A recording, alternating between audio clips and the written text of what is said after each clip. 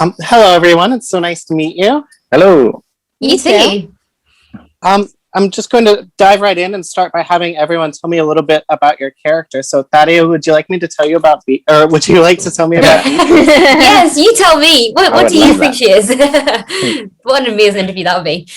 So B is our leader of the little street gang, fondly named the Irregulars, and her entire driving force is her little sister Jessie and that kind of love and protection she has for her. And when Jessie starts to have these nightmares and she starts to worry that Jessie maybe needs to see a medical doctor, and to do that they need money, which they don't have. So when she gets kind of chased by this mysterious man in graveyard and he says, if you come and work for me, I'll give you money, she says yes, out of necessity. And they start trying to figure out all these crimes and mysteries and accidentally wander into a world that they don't really realize is so supernatural and so spooky. And I think at some points they're like, what the hell have we got ourselves into here?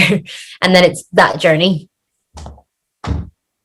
Awesome. Harrison, would you mind telling us a little bit about Leopold? So Leopold is a person who I play, and he is Queen Victoria's youngest son. So he's also the Prince of England back in the 19th century. And for most of his life, he's been sort of kept in the palace and sort of kind of locked away in his room because of some underlying health problems that he has. And you'll find out of those as the series goes on. But for his 17th birthday wish, his one thing is to leave the palace and sort of try and meet people his own age. And it's on that first outing where he encounters the other irregulars. And once he meets them, that's where he wants to spend all of his time. And he's read a few books in his time being up in his room, and he's got a bit of knowledge. And once he sort of utilizes that knowledge and helps out the gang, they see that he is a valuable asset as well, and he might be helpful. So yeah, for him, it's about finding friendship and going on this crazy roller coaster, really. Awesome. And Darcy, is there anything you wanted to say about Jessie? Yeah, I think at the beginning, of the series, I think B is obviously very worried about her sister because Jessie is having these terrifying nightmares where she's getting terrorized by these kind of demonic kind of figures. She doesn't really know what is going on, and it's all kind of scary, especially when you feel like you're not in control of yourself.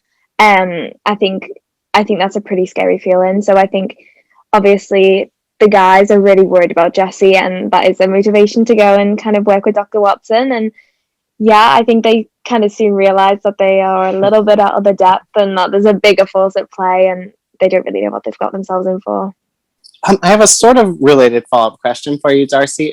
So obviously there's some horror elements at play, and I'm curious if there was any moments that were especially memorable filming those sorts of things with fake blood or anything. Yes, there was actually in episode 4 we have a monster, and it's all to do with taxidermy. And there is one scene where we run into a scene, and then we find a guy whose face had been flayed, and he's just lying on the floor there, just out in the open, and that was pretty terrifying. I remember they definitely got a few screams and stuff, and he was pretty scary. But the first time I actually saw him wasn't at that moment. It was walking off the makeup truck as I was going on my way to go and see the makeup artist. He just walked off the truck with no face, and I was like, wow, that's very interesting. Are you part of the show, or was, you just yeah, are you a caterer? Are you in charge of the truck today? No, yeah, that was pretty scary. Is that a bad craft services accident, or? Yeah. Harrison, I'm curious, did this version of Holmes surprise you? Definitely. I mean, when I first heard it was going to be a remake of like the Sherlock Holmes adaptation, I thought, oh, that's cool. And then when I started reading it, I realized this is very different to any other Sherlock story we've heard before. Seeing sort of Sherlock in the worst state that we've seen him, and him not being able to solve the crimes that he once could, is an amazing introduction to bringing in the sort of Baker Street irregulars. And it's quite fun because it's a story that no one really knows anything about, and characters that we've never heard of before. Tom Bidwell, our creator, has done an amazing thing of taking sort of 4 or 5 lines from the original Arthur Conan Doyle books about the irregulars and turning it into this incredible universe and incredible characters that have complex pasts and complex relationships with each other. And it's just been an amazing experience to be a part of. Awesome. And Thaddeus, I'm curious, Are you at all like your character? I think B is a lot smarter than I am and a lot quicker to kind of figure things out. Sometimes when I was reading the scripts, B would have it all pieced together and I would have to go, oh, Harrison, what's just happened? How have we got to this part? So I definitely think she's quicker than me. But I hope that some qualities that I think are quite similar is that B really takes her time to try and figure out why people are the way they are. And that's something that really fascinates me. The different kind of ways that people think and how they approach things. And B says in episode 1, someone says that the monster or the villain of the episode is just crazy. And she says, no, it's too easy just to say that people are crazy. There's something else going on here. And she really empathizes and takes time to figure out why people are the way they are. And I think that's a really lovely quality that I hope is somewhat similar to the way that I view people. Darcy, I wanted to ask you, I know from the trailer the costumes are amazing. I was curious if there was any particular costume that was really exciting, or alternatively, if there was any that was really frustrating. Yeah, I mean, we had a lot of different costumes. Obviously, our characters are street kids. So as the series went on and we wore the costumes for 6 months, more or less, all the time, the costumes kind of deteriorated. So I was getting holes in a lot of places where holes shouldn't be. There was a lot of kind of tripping over my own dress and like my foot going through my dress and me just kind of face planting like stairs and just really kind of things like that. But yeah, it was fine. But yeah, there was a lot of like, I think the really cool thing about the costumes is that they feel urban and kind of fresh and kind of modern in a way as well. The silhouettes and the kind of style is quite like modern, and I really loved that. The colors are very vibrant as well, which is really exciting, and you know, I think it reads really well on screen as well.